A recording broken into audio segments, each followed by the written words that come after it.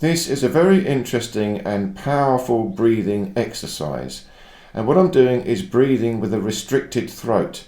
So I'm forcing the breath. Now the movement I'm doing is just very simple. I've got a nice vertical spine, shoulders up and back, and my arms are just going up and down at the sides.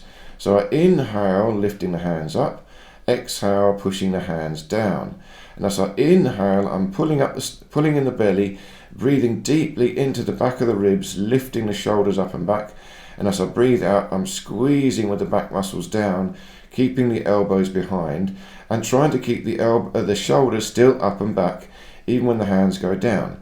Now I'm restricting the throat as I breathe, so it's going to create a sound. So let me show you now what I'm doing. So on the inhale,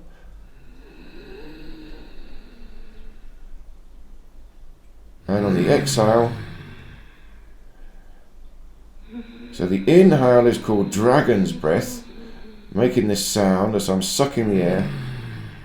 Exhale is called the tiger's breath, growling as I push down.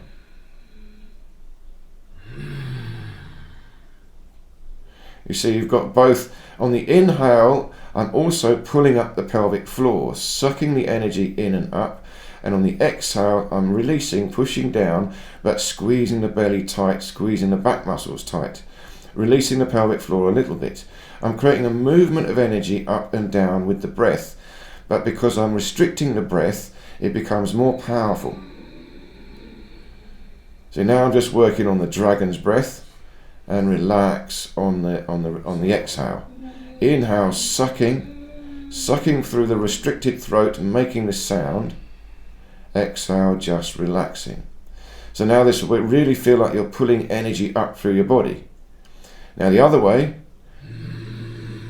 growling on the way down, sinking down, holding into the belly, grounding it. Inhale, exhale, just growling, pushing down, squeezing down into the belly. So the dragon's breath is the inhale, tiger's breath is the exhale. And it's very powerful also in martial arts. Now I'm trying again here in the deeper stance, horse riding stance. Again, sinking into a chair, like I'm sitting on a chair.